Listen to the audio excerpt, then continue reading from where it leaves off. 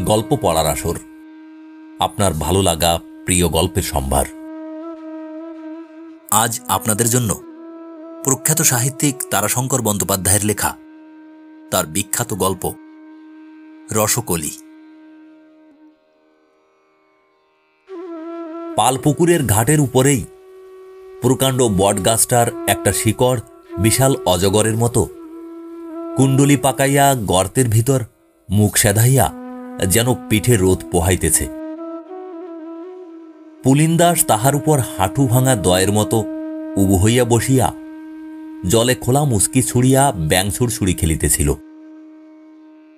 তাহার কাঁধে গামছা, কানে একটা পোড়া বিড়ি। মিতে বলাইদাস আসিয়া ডাকিল, এই যে পেলা, উঠি আয়। ওরে ও খ্যাপাচণ্ডী, উঠি আয়, খুঁড়ো যে।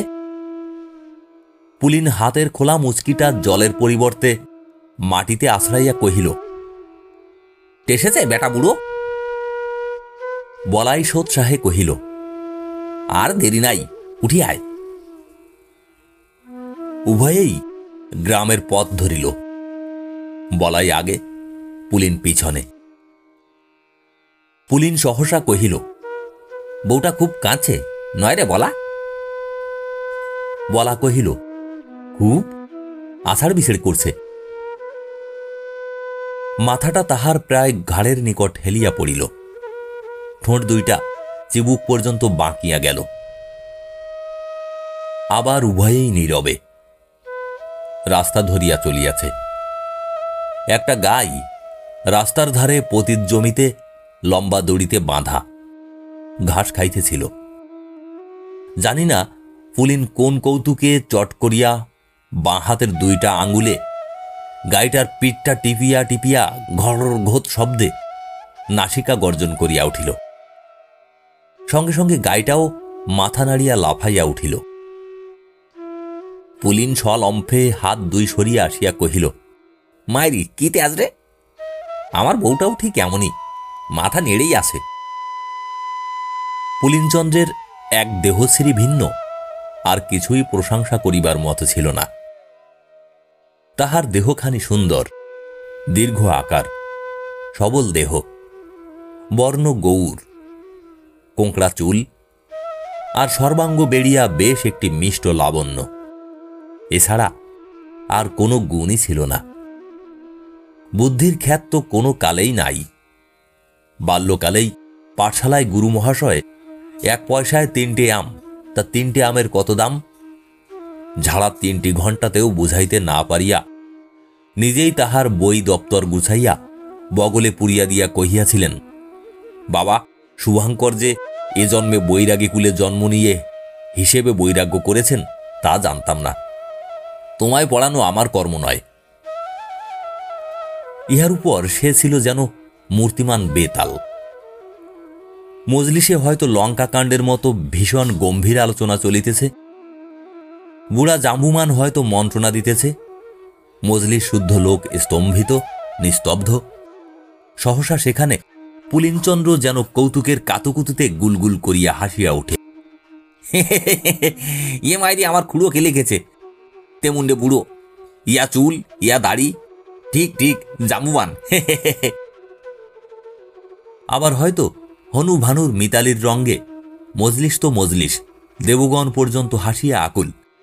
সেখানে পুলিন বিস্ময়ে হতবাক। চক্ষু দুইটা ছানা বড়ার মতো বিস্ফারিত। পাশের লোককে বলে, কি মায়েরি যে হাসিস তার ঠিক নাই। তারপর সোৎসাহে বাহবা দেয়, বলিহারি বাপ হনু, বাবুদের ফেয়াদার চেয়েও তুমি জিন্দে পালোয়ান। গ্রন্থকারও বাদ যান না। পুলিন কহে, বইটার কিন্তু ভারী চটক মায়েরি, এ একেবারে অবাক জলপান লাগিয়ে দিয়েছে। আবার রাবণ বধে সীতা উদ্ধারে আনন্দিত শ্রোতৃমণ্ডলী আবেগে জয়ধ্বনি করিয়া উঠে। বিচিত্র পুলিন, বিচিত্র তাহার রসবোধ। সে সজল চক্ষে বলে, আহা, এতগুলো বেধবা হলো, আহা। আবার সঙ্গে সঙ্গেই ব্যগ্র অনুসন্ধানে কহে, আচ্ছা, লঙ্কায় তাহলে মাছের শের কত করে হলো? 1 পয়সা না 2 পয়সা? তা লেখে নাই? লোকে তাই বুদ্ধিহীনের উপর রং চড়াইয়া কহে, খ্যাপা, পুলিন রাগে না, হাস্য মুখে উত্তর দেয়, হ্যাঁ। রাগে একজন, আর লজ্জায় দুঃখে মরিয়া যায় আর একজন। দুইজনের প্রথমটি পুলিনের স্ত্রী, বয়স 18-19, গোলগাল আঁটোসাঁটো দেহ, নাম গোপিনী, কিন্তু পুলিন কহে সাপিনী। পুলিনের নির্বুদ্ধিতার লজ্জায় খোঁচায় গোপিনী রাগে সাপিনীর মতোই গর্জায়। কথাগুলিও বাহির হয় সাপিনীর জিহ্বার মতোই, লকলকে তীক্ষ্ণ, ভয়াবহ। নির্বোধ সর্বজনের হাস্যস্পদ স্বামীর ঘরে শত লজ্জার মধ্যেও সান্ত্বনার একটি আশ্রয় গোপিনীর মিলিয়াছিল। সে ওই দ্বিতীয় ব্যক্তিটি, যে পুলিনের জন্য লজ্জায় দুঃখে মরমে মরিয়া থাকিত। সে পুলিনের বৃদ্ধ খুড়ো রামদাস মোহান্ত, যাহার সহিত পুলিন জাম্বুমারের সাদৃশ্য দেখিতে পায়। রামদাসের অবস্থা বেশ ভালোই। মোটা জুত জমা, উঠানে বড় বড় মরাই, ঘরে দুগ্ধবতী গাভী, গ্রামে 2-10 টাকার তেজারতি। তবে তাহার চেহারাটা আজ শুধু চুল দাড়ির জন্যই নয়, চিরকালই কেমন বেয়াড়া বিশ্রী। তাই যৌবনে যখন সে শ্রীমতীকে লইয়া পরম আগ্রহে সংসার পাতিয়াছিল, তখন শ্রীমতী রামদাসের ওই বদ চেহারার জন্যই নাকি তাহার পাতানো সংসারে লাথি মারিয়া কোথায় একদিন উধাও হইয়া গিয়াছিল। গৃহে বৈরাগীর বংশধর রামদাস শ্রীমতীর সন্ধানে হরেক রকম তালি দেওয়া আলখাল্লা পরিয়া ঝোলা কাঁধে ভব ঘুরে ভিখারি বৈরাগী সাজিল। শোকে সংসারকে ঝাড়িয়া ফেলিয়া দিল, কিন্তু সংসার তাহাকে ছাড়িল না। শ্রীমতীর সন্ধান মিলিল না, কিন্তু তাহার ভিক্ষার ঝুলির মধ্যে কোন দিন ছিঁড়ি আসিয়া প্রবেশ করিয়া তাহাকে সংসারের দিকে ফিরাইল। তখন ভিক্ষার সঞ্চয়েই তাহার 300 টাকা পুঁজি, আর বাড়ির জোত জমার ধান ঠিকাদার ভাগদারের কাছে বেশ মোটা হইয়াই জমিয়াছিল। শ্রীমতীর অভাবে রামদাস শ্রীকে লইয়া বেশ আঁটালো করিয়া সংসার বাঁধিল। 5 জনে কহিল, মোহান্ত, এইবার ভালো করে সংসার পাত, একটি ভালো দেখে বষ্টমী। রামদাস কহিল, রাধে রাধে, ও কথা ছাড়ান দাও দাদা। রাধারানী আমার মনেই ভালো, ধ্যানেই সোজা, বাইরে বেজায় বাঁকা। বাঁকা রায়ের লাঞ্ছনাটাই দেখো না। জয় রাধে, শ্রীমতী শ্রীমতী। কি একজন স্ত্রী জাতির কি একটা নিন্দা করিল। মহান্ত মাথা নাড়িয়া জিভ কাটিয়া সবিনয়ে প্রতিবাদ করিল, রাধে রাধে, ও কথা বলো না, বলতে নাই, শ্রীমতীর জাত, ওরা সবাই ভালো। একজন ঠোঁট কাটা কঠোর রসিকতা করিয়া ফেলিল, তা তোমার শ্রীমতী? মহান্ত হাসিয়া কহিল, বললাম যে দাদা, শ্রীমতীর জাত ওরা। সুন্দর নিয়েই যে কারবার ওদের, অসুন্দরকে কে কবে পছন্দ করে দাদা? এই সময় রামদাসের বড় ভাই শ্যামদাস বছর 8 ফুটফুটে মাতৃহীন পুলিনকে রাখিয়া মারা গেল। রামদাস পুলিনকে বুকে করিয়া নাবিয়াই শ্যামের মা হইয়া উঠিল। সুন্দর পুলিন বড় হইল, বৈষ্ণবের ছেলে। কীর্তনের আখড়ায় খোল করতাল ছাড়িয়া লাঠির আখড়ায় লাঠি ধরিতে শিখিল। বলা সঙ্গী হইল, গাঁজা ধরিল। রামদাস শাসন করিতে পারিল না, শুধু দুঃখই করিল। তবু মনে মনে নিজেই সান্ত্বনা খুঁজিয়া লইল, বেশ একটি গোছালো বউ আসিলেই পুলিন মানুষ হইবে, বোকা বুদ্ধিমান হইবে, ঘর বুঝিবে, না বুঝে ঘর ঘাড়ে চাপিয়া পরিচয় করিয়া লইবে। রামদাস পুলিনের জন্য পাত্রে খুঁজিতে লাগিল। সৌরভী বৈষ্ণবী আসিয়া কহিল, মহান্ত, তা আমার মঞ্জরির সঙ্গে পুলিনের বিয়ে দাও না কেন? ছেলেবেলার সাথী দুটি ভাবো খুব। রামদাস কহিল, রাধে রাধে, তা যে হয় না সৌরভী। আমরা হলাম জাত বষ্টম, আর তোমরা ভেকধারী। সৌরভী ছিল ধোপার মেয়ে, ভেক লইয়া বৈষ্ণবী হইয়াছে। তাহার মেয়ের সঙ্গে না হইলে সৌরভীর বিবাহ দিতে রামদাসের রুচি হইল না। বেশ নজরে ধরা মেয়ে, তবে একটু রসচ্ছলা, যাকে বলে ডগমগ ভাব। সেইভাবে সে চঞ্চল, চলিতে তাহার দেহে হিল্লোল খেলিয়া যায়, কথা বলিতে হাসি উপচিয়া পড়ে, হাসিতে নিটল গালে টোল পড়ে। সে গ্রীবাটি ঈষৎ বাঁকাইয়া দাঁড়ায়, নাকে রসকলি কাটে, চূড়া বাঁধিয়া চুল বাঁধে, কথার ধরনটাও তাহার কেমন বাঁকা। লোকে কত কি বলে, কিন্তু তাহাতে তাহার কিছু যায় আসে না। নদীর বুকে লোহার চিরেও দাগ আঁকে না, স্রোতও বন্ধ হয় না। মঞ্জরি পুলিনের চেয়ে বছর চারেকের ছোট, বাল্য সখী, দুইজনের ভাবও খুব। পুলিন সময়ে অসময়ে মঞ্জরির বাড়ি যায়, মঞ্জরি সাদরে অভ্যর্থনা করে, দীপ্তি ফুটিয়া ওঠে, রসচ্ছলা আরও উচ্ছল হইয়া ওঠে। পুলিন বলে, কি হে রসকলি, করছো কি? দুজনে রসকলি পাতাইয়াছে। মঞ্জরি মুচকি হাসিয়া সুরে বলে, তোমায় আঁকছি হে অঙ্গে যতন করে। পুলিন এ কথার উত্তর খুঁজিয়া পায় না।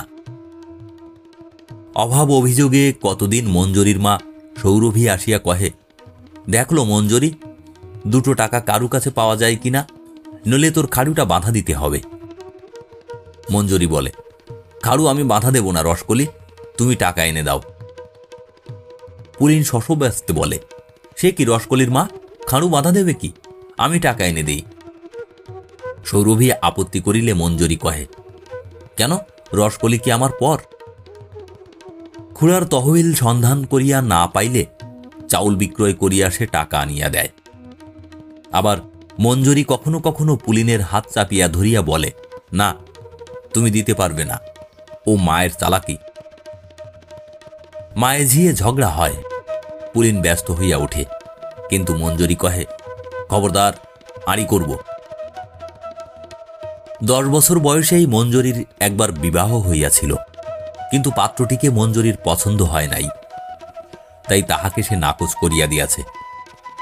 সে বেচারি বহুবার মঞ্জরির জন্য হাঁটাহাঁটি করিয়া শেষে অন্যত্র বিবাহ করিয়া সংসার পাতিয়াছে, মঞ্জরিকে ছাড়পত্র করিয়াছে। নানা কারণে রামদাস সৌরভীকে প্রত্যাখ্যান করিল। রামদাস সৌরভীকে ফিরাইয়া দিল। সৌরভীও ঘরে গিয়া পুলিনকে ফিরাইয়া দিল। কহিল, বাবা, মেয়ের আমার সমস্ত বয়স, তুমি আর এসো না, একেই তো 5 জনে 5 কথা বলে। মনে ভেবেছিলাম তোমরা 2টি ছেলে বয়সের সাথী, 2 হাত এক করে দিয়ে দেখে চোখ জুড়ব, তোমার কাকা তা দেবে না, আমাকে তো আমার মেয়ের বিয়ে দিতে হবে। কথাটা পুলিনের বড় বাজিল। সে 2 দিন খাইল না, শুইল না, মাঠে মাঠে ঘুরিয়া বেড়াইল। রামদাস শেষে রাজি হইল, বেশ, মঞ্জরির সঙ্গেই পুলিনের বিবাহ হোক। সময়টা হোলির। রামদাস শ্রীধাম বৃন্দাবন যাইবে, তাই স্থির হইল যে রামদাস ফিরিলে বিবাহ হইবে। কিন্তু উপরওয়ালার অভিপ্রায় অন্যরূপ। শ্রীধামে সহসা একদিন রামদাসের সঙ্গে হারানো শ্রীমতীর দেখা হইয়া গেল। শ্রীমতী তখন গাছতলায় কলেরায় ছটফট করিতেছে। পাশে 12-13 বছরের মেয়ে গোপিনী বসিয়া অঝোর ঝরে কাঁদিতেছিল। স্ত্রীলোকটির কাতরানিতে আর বালিকাটির কান্নায় দয়াপরবশ হইয়া রামদাস সাহায্যে অগ্রসর হইয়া রোগিণীর পাশে বসিল। ক্ষণেক তাহার মুখপানে চাহিয়া সাগ্রহে ডাকিল, শ্রীমতী। রোগযন্ত্রণায় কাতর শ্রীমতী রামদাসের মুখপানে চাহিয়া ফুঁফাইয়া কাঁদিয়া উঠিল। রামদাস উত্তরীয় প্রান্ত দিয়া চোখ মুছাইয়া দিল।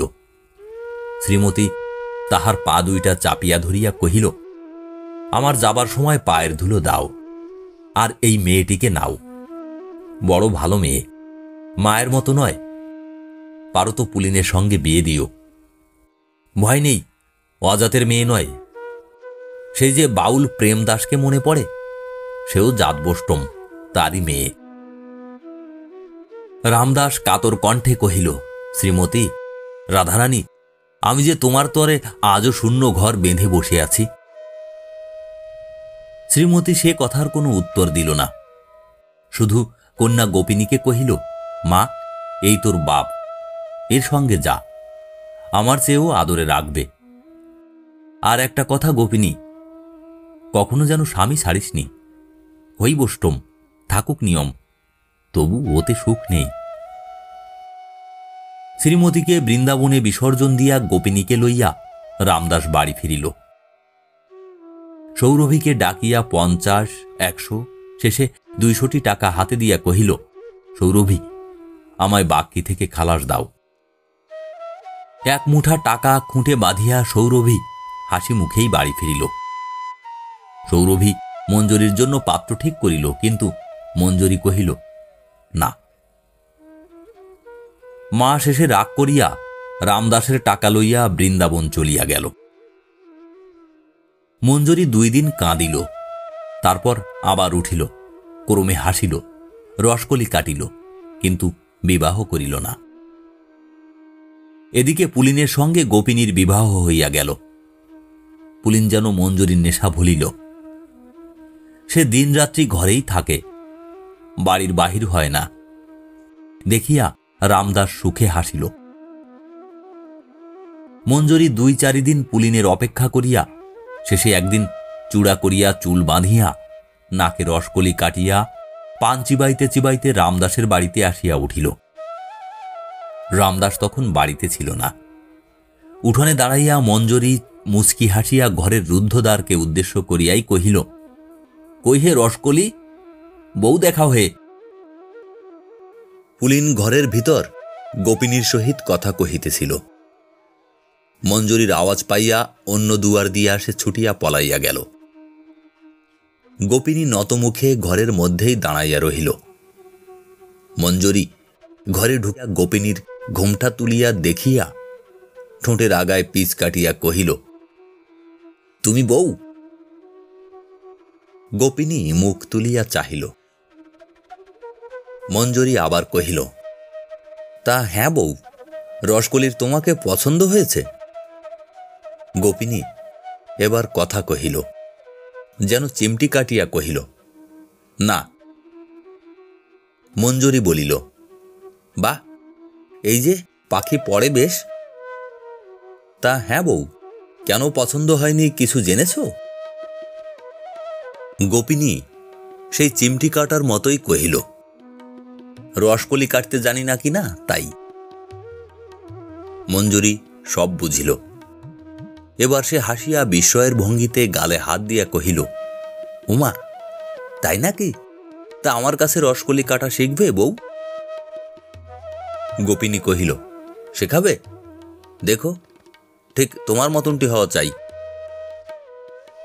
মঞ্জরী কহিল, তাই শেখাবো, কিন্তু ধৈর্য ধরে থাকা চাই, পারবে তো? গোপিনী কহিল, পারব, কিন্তু তোমার সময় হবে তো? বলি, আসবে কখন? রসময়রা ছাড়বে তো? মঞ্জরী এবার ঠেকা দিয়া কহিল, আমার রসময়রা নয় অসময় এসে দেখা দেবে। তোমার রসময় যে একদণ্ড ছাড়ে না দেখি। গোপিনী কহিল, ও 2 দিন, এখন নতুন নতুন নালতের শাখে, তারপর বুড়ো গরু ঠিক দামে গিয়ে পড়বে, ভয় নেই। মঞ্জরী একটু ঝংকার দিয়া কহিল, তা ভাই, বুড়ো গরু বেঁধে রাখলেই হয়? যার দড়ি নাই তার আবার গরু পোষার শখ কেন? গোপিনীও এবার একটু ঝংকার দিয়া কহিল, ঘোড়া হলে কি চাবুকের অভাব হয় হে? তা হয় না। যখন গরু পুষেছি তখন দড়ি কি জুটবে না? বলি, পরনের কাপড়ের আঁচল তো আছে, তাতেই বাঁধব। মঞ্জরী হাসিয়া কহিল, যদি ছিঁড়ে পালিয়ে যায়? গোপিনী কহিল, ইস, সাধ্যি কি? মঞ্জরী কহিল, দেখো। গোপিনী সেই দম্ভভরেই কহিল, তখন না হয় ছেঁড়া আঁচল গলায় দিয়ে ঝুলব হে, তা বলে জ্যান্তে তো আর ভাগাড়ে দিতে পারি না। ইহার পর মঞ্জরী আর কোনো কথা কহিল না, আচমকাই যেন বাড়ি ফিরিল। মুখখানায় হাসি ছিল না, যেন থমথমে জল ভরা মেঘ। পরদিন হইতে রসকলির বাড়িতে পুলিনের আদর যেন বাড়িয়া গেল। লোক পাঠাইয়া পুলিনকে আনাইল, তাহার লজ্জা ভাঙিয়া দিল। এখন আর পুলিনের গাঁজার আড্ডায় মঞ্জরি ঝঙ্কার দেয় না, সঙ্গী বলাকে দেখিয়া বিরক্ত হয় না। এখন কথায় কথায় মঞ্জরি যেন ঢলিয়া পড়ে, পান দেয়। পুলিন আবার বাড়ি ছাড়িল। পূর্বের চেয়ে যেন শক্ত করিয়া মঞ্জরির বাড়িতে আড্ডা গাড়িল। মঞ্জরি মাঝে মাঝে আবার এও বলে, রসকলি, এ তো ভালো কাজ হচ্ছে না। পুলিন হোৎকার মতো কহে, কি?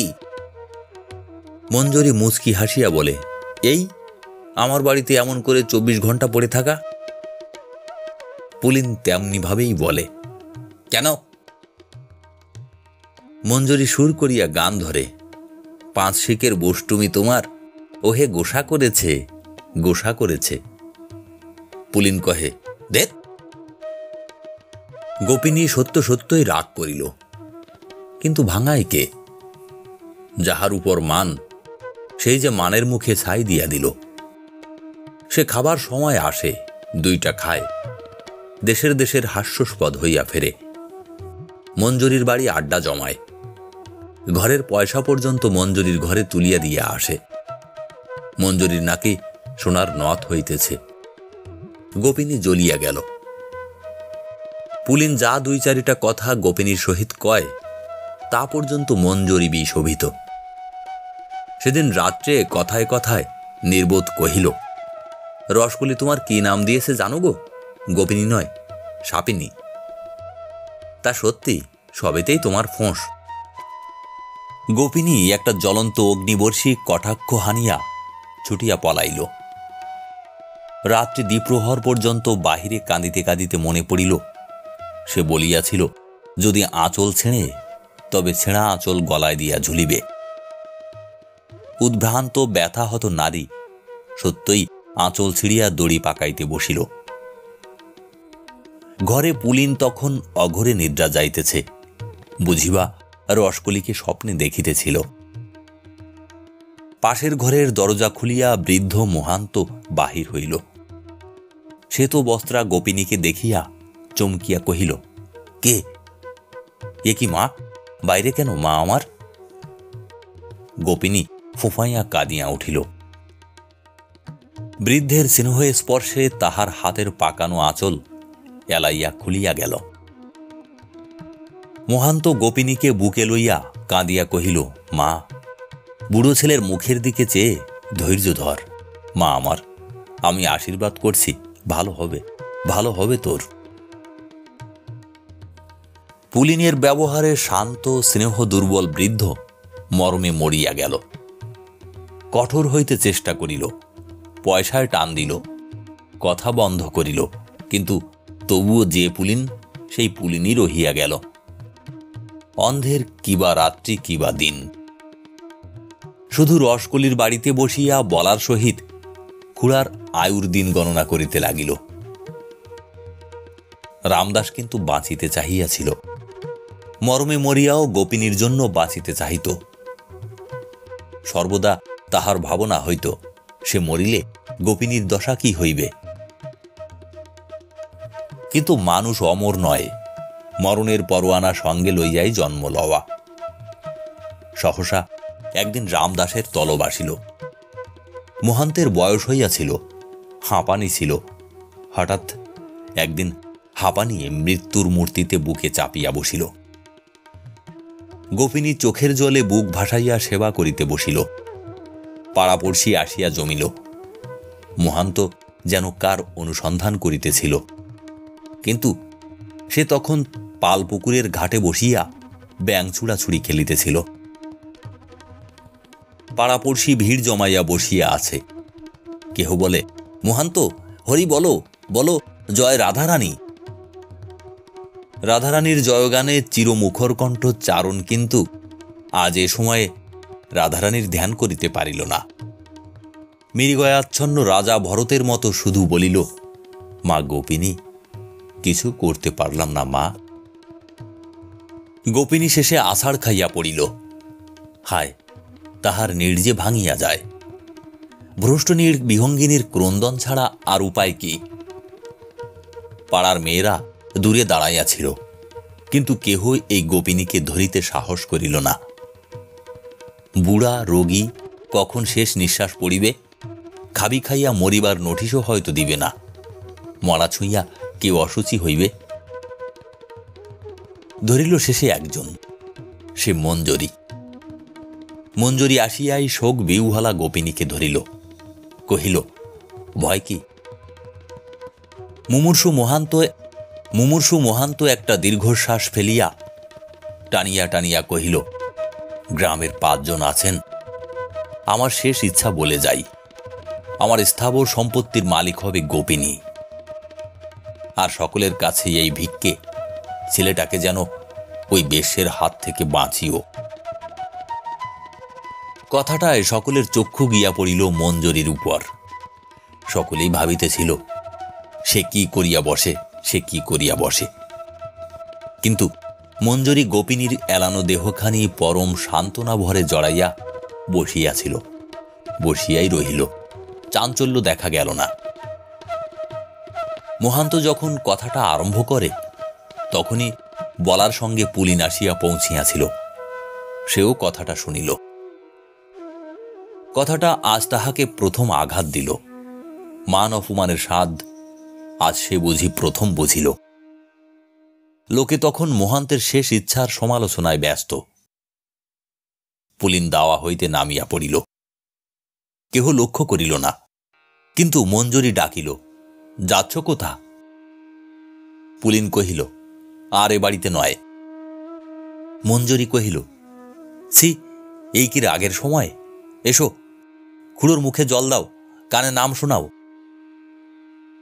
পাড়াশুদ্ধ লোক এই বেহায়া মেয়েটার সীমাহীন নির্লজ্জতায় অবাক হইয়া তাহার মুখপানে চাহিয়া রহিল। মেয়েরা গালে হাত দিল। পুলিনও মঞ্জরীর মুখপানে চাহিল। তারপর ধীরে ধীরে খুড়ার শিয়রে বসিয়া মুখে গঙ্গা জল দিল।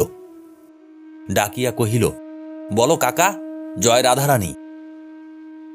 বৃদ্ধ কহিল, জয় রাধারানী, দয়া করো মা, অনাথিনী দুঃখিনীকে দয়া করো মা। বেলা 2:30 প্রহরের সময় রামদাস মরিল।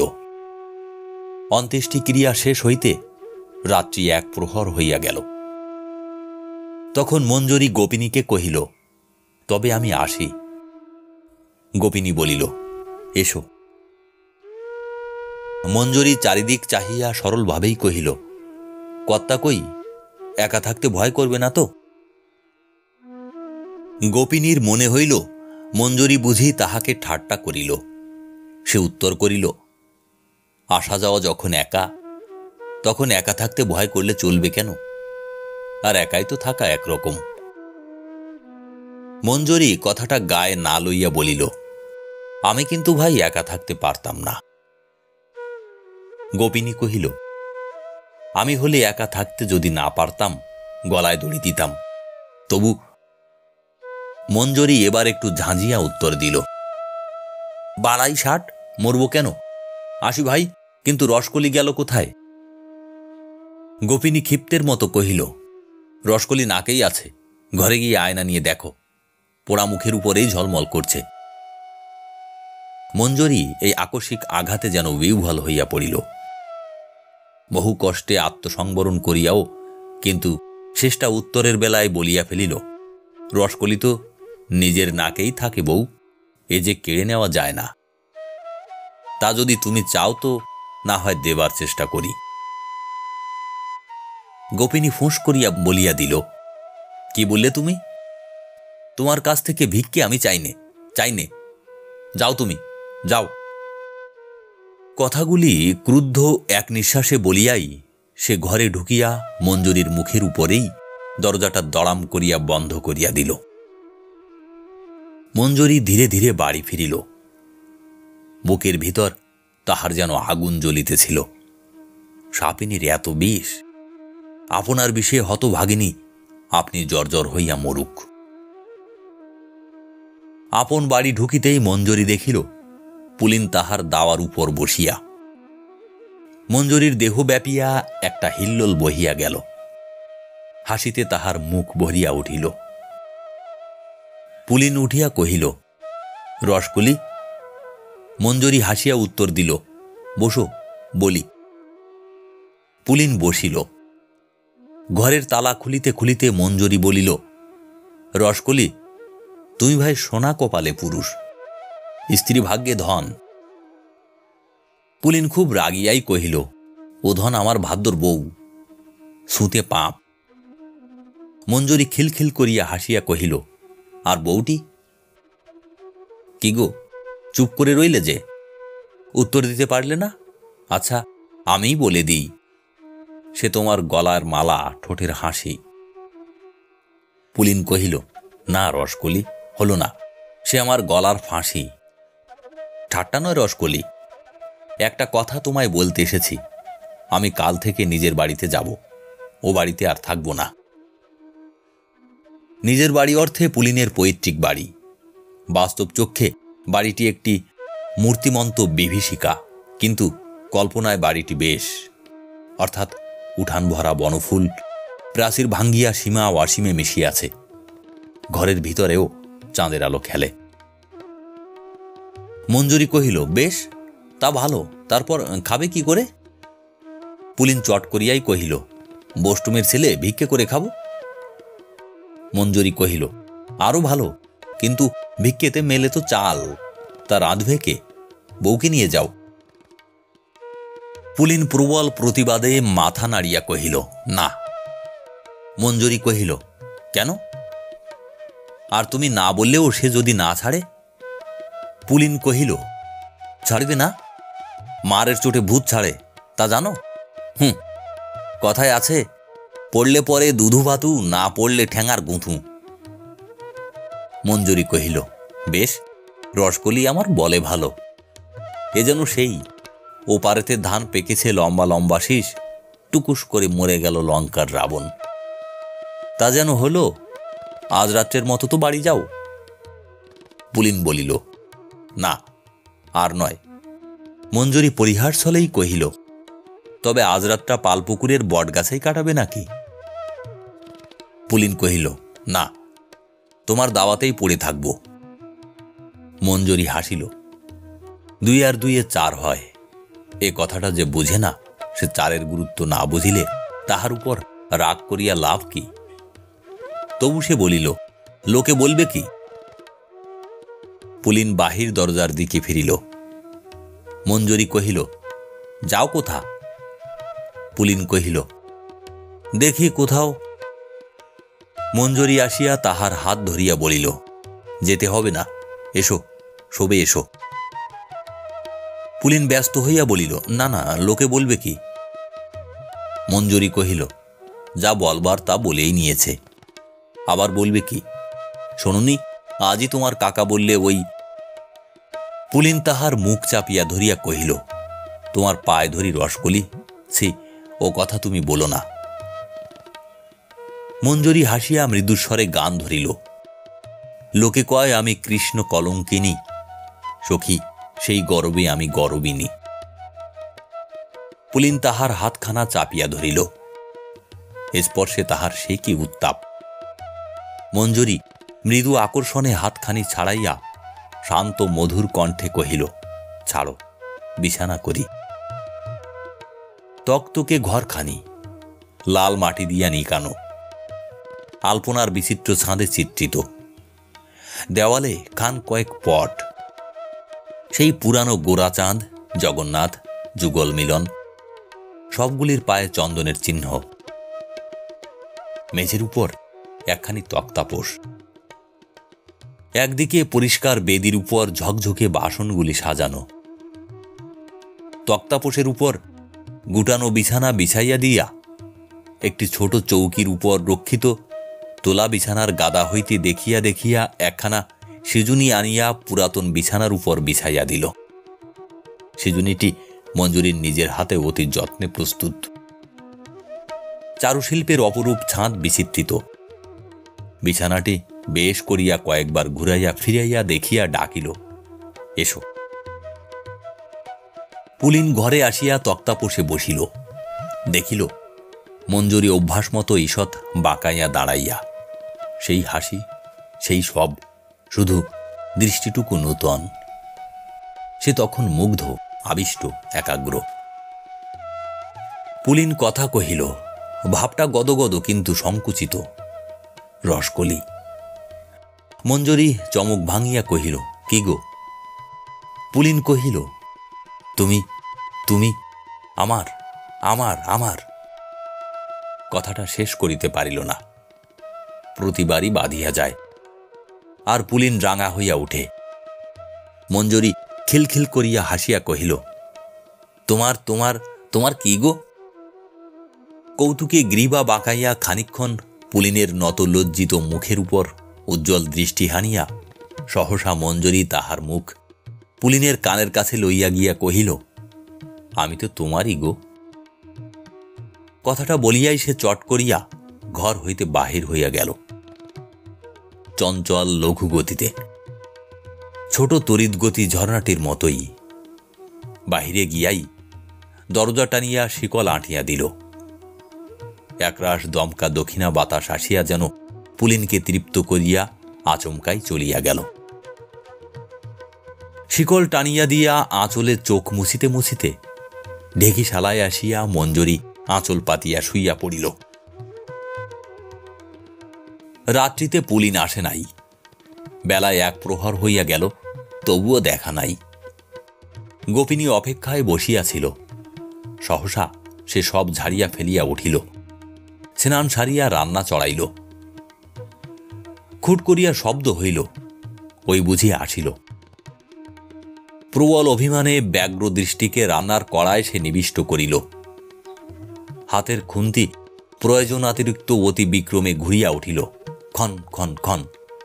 এই বুঝি ডাকে, সাপিনী হে।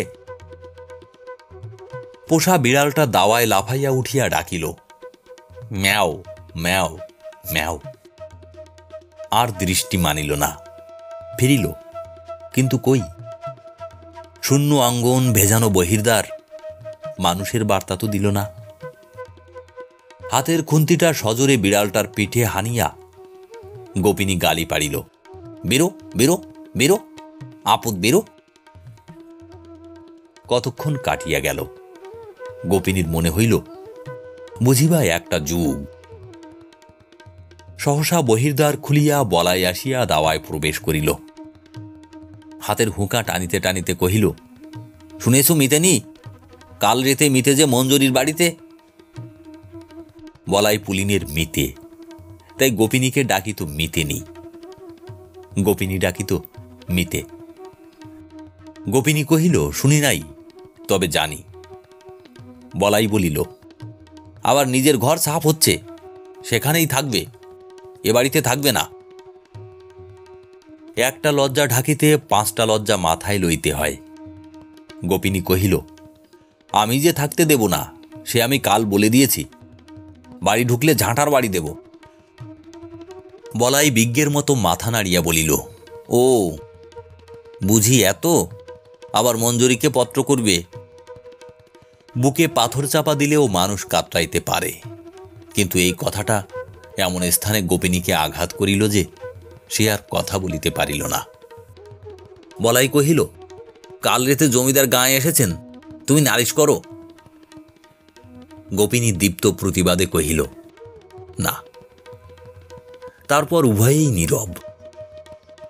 গোপিনীর হাতের খুন্তি নড়ে না, চোখ কড়ার উপর, কিন্তু দৃষ্টি নয়, পলকও পড়ে না। বলাই মনে মনে কি যেন মক্ষ করিতেছিল। শেষে দালালির ভঙ্গিতে রসান দিয়া কহিল, বেশ বলেছ, সেই ভালো, ও দুষ্টু গরুর চেয়ে শূন্য গোয়ালি ভালো। তারপর আবার হুঁকায় টান পড়িল, ফড়র ফড়র। এক মুখ ধোঁয়া ছাড়িয়া কহিল, আমাদের তো ছিঁড়লে মালা গাঁথতে আছে, ভাবনাই বা কি? ভাত থাকতে কি কাকের অভাব হয়?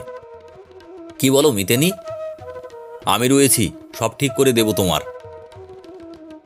পরিশেষে সম্মতির আশায় মিতেনির মুখপানে চাহিল। মিতেনি কোনো কথার উত্তর না দিয়া ঘরে ঢুকিয়া দরজা বন্ধ করিয়া দিল। রান্না পুড়িতে লাগিল। পুলিন কোদালি হাতে বাড়ি সাফ করিতেছিল। অনভ্যাসের ফোঁটায় কপাল চচ্চড় করে। পুলিন ঘামিয়া যেন নাহিয়া উঠিয়াছে, হাত টাটাইয়া উঠিয়াছে, তবু কাজ সারা চাই। স্ত্রীলোকের অন্নদাস, ছি, তার বড় লজ্জা আর কি। মিতে বলাই আসিয়া কহিল, ভেলা রে মিতে, তা ভালো। পুলিন কোদালি নামাইয়া বলিল, কলকেতে কিছু আছে? হুঁকো লয়, অসুচ আমার। বলাই কলিকাটা খসাইয়া পুলিনের হাতে দিল। ধূত্র ফুলি ছাঁদে হাত ফাঁদিয়া পুলিন টান মারিল। হুস হুস হুস। বলাই কহিল, তাই এক কাজ করলি না কেন মিতে? জমিদার এসেছেন, তার কাছে পারলে একবার হতো না? তোর হলো সদর খুড়ো আর সব সৎ বাবা, ওয়ারিশ হলি তুই, ও মাগি সম্পত্তির কে? চল তুই একবার দেখবি, এখনই তোর সম্পত্তি তোর হবে। অদ্ভুত পুলিন, বিচিত্র তাহার সংসার বোধ। সে কহিল, ওর কি হবে? বলাই বলিল, তোর বউ তুই খেতে দিবি? পুলিন কহিল, না না, আমি যে রসকলিকে। বলাই সোৎসাহে কহিল, রসকলিকে পত্র করবি? ও মরুগে, যেমন করুগে, তোর কি? সে যে নেহাত অমানুষই হয়, হাজার হোক সেই স্ত্রী। মনটা পুলিনের মোচড় দিয়া উঠিল। পূর্বে তাহার সান্ত্বনা ছিল, তাহার প্রাপ্য ধনমূল্যে গোপিনীর নিকট মুক্তি পাইবার হকদার সে। পুলিন বলিল, না মিতে, তা হয় না। যেমন দেবা তেমনি দেবী। বলাই বিরক্তভাবে উঠিল, রাস্তা ধরিল জমিদারের কাছারির পানে। পুলিন ভাঙা দাওয়াটার উপর বসিয়া ভাবিতে লাগিল। জমিদারের পশ্চিমা চাপরাশিয়া আসিয়া ভাঙা কাঁসরের মতো ক্ষণ ক্ষণ করিয়া কহিল, আরে পুলিয়া, আসো আসো, বাবুর তলব আছে। পুলিন চমকাইয়া বলিল, কেনে কেনে, কে হেছে দারোয়ানজি? পশ্চিমা কহিল, সে তো আমি জানে না। জমিদারের কাছারিতে পুলিন আসিয়া প্রণাম করিল। বাবু ফরসিতে তামাক টানিতেছিলেন, গোমস্তা কলম পিষিতেছে। কয়জন মাতব্বর একধারে বসিয়াছিল, আর ওধারে এক পাশে আবেক্ষ ঘোমটা টানিয়া দাঁড়াইয়াছিল সংকুচিতা গোপিনী। বাবু পুলিনের দিকে চাহিয়া কাছারিকে উদ্দেশ্য করিয়াই কহিলেন, সে হারামজাদি কই? রাখাল পাইক বসিয়াছিল, কহিল, আগে তিনি চানে গেল, আসছেন। বাবু পুলিনকে বলিলেন, পুলিন, তোমার খুড়োর সম্পত্তি খারিজ করতে হবে। পুলিন শশব্যস্তে কহিল, আগে সম্পত্তি আমার নয়, ওরই। জোড় হস্তে অঙ্গুলি নির্দেশে গোপিনীকে দেখাইয়া দিল। বাবু কহিলেন, ওই হলো স্বামী আর স্ত্রী, মুখ থাকতে নাকে ভাত খায় কে হে, আর তুমি থাকতে সম্পত্তির ওকে। ও সম্পত্তি পেলে কি করে? কথা কও গো, চুপ করে থাকলে চলবে না। অগত্যা গোপিনী মৃদু কণ্ঠে বলিল, আগে তিনি আমায় দিয়ে গিয়েছেন। বাবু কহিলেন, তোমাকেই তবে খারিজ করতে হবে, 500 টাকা লাগবে। পুলিন বলিল, আগে ও মেয়ে মানুষ। বাবু ধমক দিয়া কহিলেন, তুই থাম বেটা, বলো গো, তুমি বলো। আবার চুপ করলে যে, উত্তর দাও, 500 টাকা চাই আমার। পথভ্রান্তকে যে পথ দেখাইয়া দেয়, সেই পথেই সে চলে। কিংকর্তব্য বিমূঢ়া গোপিনী পুলিনের কথা ধরিয়াই বলিল, আগে আমি যে মেয়ে মানুষ। বাবু কহিলেন, আরে সম্পত্তি তো মেয়ে মানুষ নয়, আচ্ছা না পারো সম্পত্তি তুমি পুলিনকে ছেড়ে দাও। পুলিন শশব্যস্তে বলিল, আগে না। গোপিনীও বলিল, আগে না। বাবু চটিয়া কহিলেন, আচ্ছা সম্পত্তি সদরে বাজেয়াপ্ত হবে। আর পুলিন, তুই বেটা ওই মঞ্জরিকে নিয়ে গায়ে ঢলাঢলি করছিস কেন? ওসব হবে না, পরিবার নিয়েই থাকতে হবে। অভিমান অনবুঝ, স্থানকাল জ্ঞান নাই। পুলিন কিছু না বলিতেই গোপিনী মাথা নাড়িয়া বলিল, না। প্রতিবাদে বাবু চটিয়া দীপ্ত কণ্ঠে কহিলেন, চোপড়া হারামজাদি, ওই পুলিনকে নিয়েই তোকে থাকতে হবে। গোপিনী আতকাইয়া কাঁদিয়া উঠিল। ঠিক তখনই মঞ্জরি আসিয়া ভূমিষ্ঠ হইয়া প্রণাম করিয়া কহিল, বাবু আমায় তলব করেছেন? বাবু মুখ ফিরাইয়া আর কথা কহিতে পারিলেন না। সম্মুখে রসচ্ছলা মেয়েটি, চূড়ার মতো চুল বাঁধা, নাকে রসকলি আঁকা, মুখে মিষ্ট হাসি, গালে দুইটি ঈষৎ টোল। মঞ্জুরিকে দেখিয়া ক্ষণেক তাহার কথা সরিল না। মঞ্জুরি পুনরায় বলিল, হুজুর। চমক ভাঙিয়া বাবু কহিলেন, হ্যাঁ এসো। শুনছ গো, ওসব চলবে না, পুলিনের সঙ্গেই ঘর করতে হবে। শেষটা কহিলেন গোপিনীকে। কথার নির্দেশে মঞ্জুরির দৃষ্টি পড়িল ভয়ত্রস্তা গোপিনীর উপর।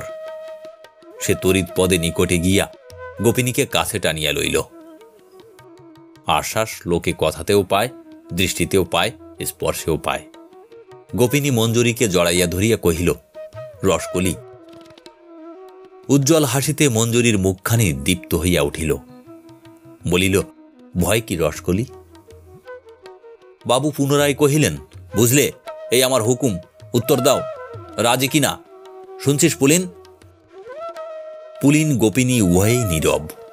উত্তর দিল মঞ্জুরি তেমনি হাসিয়া, হুজুর, স্বামী স্ত্রীর ঝগড়া কি ধমকে মেটে? বাবু কহিলেন, আলবৎ মিটবে, না মিটলে চলবে না।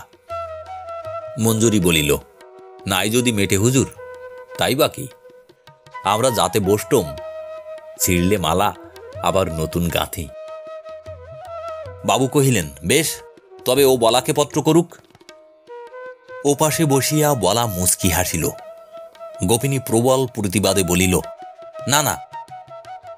বাবু কহিলেন, তবে কি মতলব শুনি, কিন্তু আমার রাজ্যে ওসব বদমায়েশি চলবে না। পুলিন কি একটা প্রতিবাদ করিল, কিন্তু এত ক্ষীণ যে কাহারও খেয়ালে আসিল না। সে নড়িয়া চড়িয়া বসিল, যেন স্থৈর্য আর থাকে না।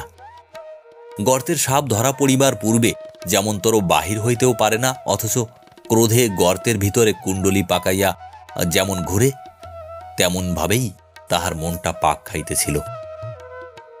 মঞ্জুরি কিন্তু বেশ সবিনয়ে সবল প্রতিবাদ করিল।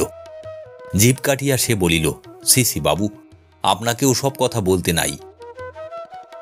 বাবু অপ্রস্তুত হইয়া মঞ্জুরিকে ধমক দিয়া কহিলেন, আচ্ছা আচ্ছা, তোমারও এখানে থাকা চলবে না, 5 জনে তোমার নামে 5 কথা বলছে, তোমায় গ্রাম ছেড়ে যেতে হবে। মঞ্জুরি সবিনয়ে বলিল, আগে কোথায় যাব, মেয়ে মানুষ আমি। বাবু তাহার মুখপানে চাহিয়া কহিলেন, আচ্ছা, আমার সঙ্গে চলো, তুমি আমার বাড়িতে থাকবে। মঞ্জুরি বলিল, আগে ঝিগিরি আমি করতে পারবো না। বাবু কহিলেন, আচ্ছা, কাজ তোমায় করতে হবে না। মঞ্জুরি হাসিয়া বলিল, বাপরে, রানীমা তাহলে ভাত দেবেন কেন? বাবু এবার বেশ রস দিয়া কহিলেন, সে ভাবনা তোমায় ভাবতে হবে না, আমাদের বাগানে তোমার কুঞ্জ করে দেব, এখানে যেমন আছো তেমনই থাকবে। বলিয়া বাবু হাসিলেন। হাসিটি গেঁজলা রসের মতো, কেমন যেন বিশ্রী কুৎসিত গন্ধের আভাস দেয়। মঞ্জুরি কহিল, আমার পোড়ার মুখকে কি আর বলবো, সত্যি সত্যি এ মুখে আগুন দিতে হয়। আপনি রাজা, আপনিও শেষ। না হুজুর, আমি এ গা ছেড়ে কোথাও যাব না, সে যে যা বলবে বলুক। বাবু মেয়েটার স্পর্ধা দেখিয়া স্তম্ভিত হইয়া গিয়াছিলেন। সহসা তিনি উন্মত্তের মতো চিৎকার করিয়া কহিলেন, কিয়া হারাম জাদি, ভুচিং, লাগাও জুত্তি হারাম জাদিকো। বন্ধ লৌহদ্বার মত্ত হস্তিও ঠেলিয়া খুলিতে পারে না, আবার অর্গল খুলিলে আঘাতের অপেক্ষাও সয় না, খুলিয়া যায়। পুলিনের মনের দরজার ঠিক অর্গলটিতে হাত পড়িতেই সে খুলিয়া গেল। ভিতরের মানুষটি বাহিরে আসিল। সে একটা ভীষণ দাপে হাঁকিয়া উঠিল, খবরদার। রাখাল পাইকের শিথিল মুষ্টির লাঠিগাছটা কাড়িয়া লইয়া মাটিতে ঠুকিয়া পুলিন বুক ফুলাইয়া দাঁড়াইল। ব্যাপারটা গড়াইতো কতদূর কে জানে, কিন্তু লোকে ব্যাপারটার গোটা বুঝিতে না বুঝিতে মঞ্জুরি ত্বরিত পদে পুলিন ও গোপিনীর হাত ধরিয়া টানিয়া লইয়া বাহির হইয়া গেল। স্তম্ভিত ভাবটা কাটিতেই বাবু কহিলেন, ভুচিং। বলা মৃদু কণ্ঠে বলিল, হুজুর, ওই মঞ্জুরির সঙ্গে গোকুলবাটির থানার দারোগার পরিবারের খুব সুখ, একটু বুঝে সুঝে বলার কথাটা ঢাকিয়া দিয়া লাঠি হস্তে ভূত সিং ঘ্যান ঘ্যান করিয়া বলিল, হজুর হুকুম। বাবু কহিলেন, কুসনেহি যাও। মঞ্জুরি দুইজনের হাত ধরিয়া আসিয়া উঠিল একেবারে রামদাসের বাড়িতে। সারাটা পথ সে যেন কি ভাবনায় ভোর হইয়াছিল। ভাবনা বলিলে ঠিক হয় না, সে যেন একটা আবেশ, একটা নেশা। বাড়িতে প্রবেশ করিয়াই মঞ্জুরি দরজা বন্ধ করিয়া দিয়া একগাছা মোটা লাঠি আনিয়া পুলিনের হাতে দিয়া খিলখিল করিয়া হাসিয়া বলিল, বাইরে বসো পাহারাওয়ালা। পুলিন লাঠি হাতে বাহিরে বসিল, আর ঘরের মেঝেতে বসিয়া নীরবে চোখের জল ফেলিতেছিল দুইটি নারী। গোপিনী নতদৃষ্টিতে আর মঞ্জুরি তাহার মুখের পানে চাহিয়া যেন নেশায় ভোর হইয়া বসিয়াছিল। সহসা হাসিয়া সে কহিল, রসকলি। গোপিনী মুখ তুলিয়া হাসিল, বড় বিষাদের হাসি, যেন মলিন ফুলটি।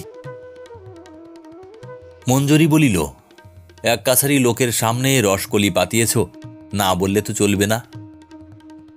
গোপিনী কহিল, হ্যাঁ তাই বলছি। তা ভাই, অনুষ্ঠানটা হয়ে যাক। তুমি আমার নাকে রসকলি এঁকে দাও, আমি তোমায় দিই। যা নিয়ম তা তো করতে হবে। বলিয়াই খুঁজিয়া পাতিয়া সব সরঞ্জাম বাহির করিয়া তিলক মাটি ঘষিতে বসিল। তারপর গোপিনীর কোল ঘেঁষিয়া বসিয়া কহিল, তুমি ভাই আগে বলেছ, আগে তোমার পালা, দাও আমার নাকে রসকলি এঁকে দাও। বলিয়া নিজের আঁকা রসকলিটি মুছিয়া ফেলিল। হতভম্ব গোপিনী কম্পিত করে মঞ্জুরির নাকে রসকলি আঁকিয়া দিল।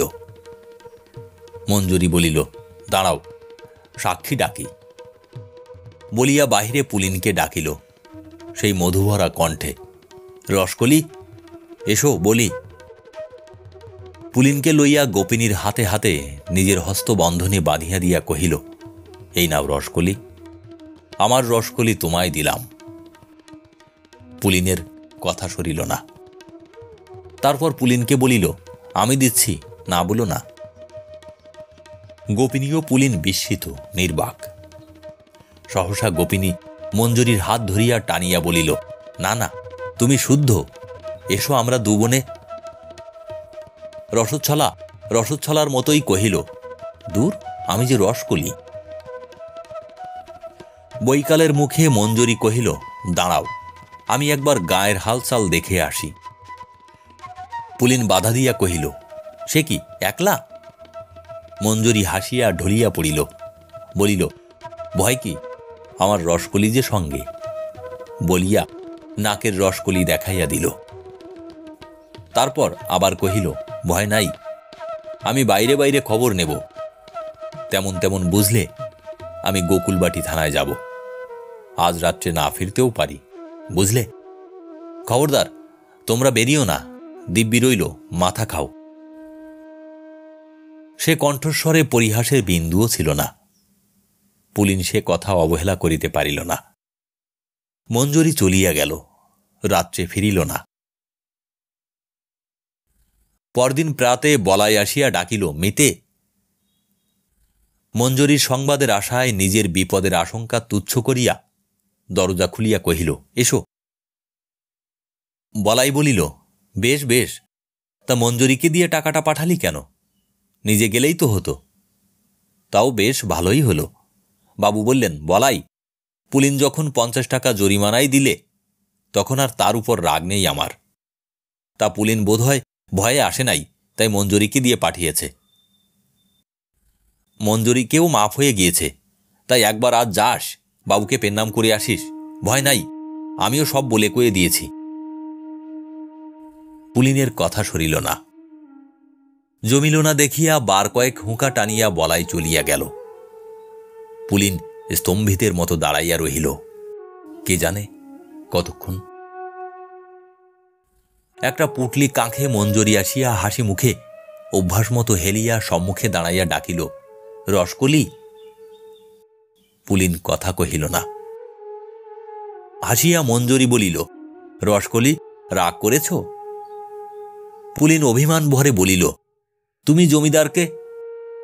মঞ্জুরি কহিল, জলে বাস করে কুমিরের সঙ্গে বাত করা কি চলে গো? তাই মিটিয়ে ফেললাম। পুলিন কহিল, টাকা? মঞ্জুরি কথা কাড়িয়া বলিল, সে তো তোমারই গো, আমি কি তোমার পর? তারপর পুলিনের হাত দুইটি ধরিয়া কহিল, তবে আসি। উদ্ভ্রান্তের মতো পুলিন বলিল, কোথায়?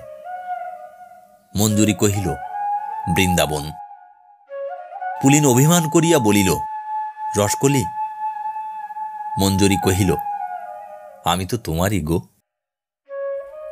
গোপিনী দ্বারের পিছনে ছিল, সম্মুখে আসিয়া যেন দাবি করিল, না, যেতে পারবে না। মঞ্জুরি বলিল, তীর্থের সাজ খুলে কুকুর হব? গোপিনী কহিল, বলো তবে ফিরে আসবে? মঞ্জুরি বলিল, আসব। গোপিনী কহিল, আসবে, দেখো। উত্তর না দিয়া মঞ্জুরি হাসিয়া পুটলিটি তুলিয়া রাস্তায় নামিয়া পড়িল।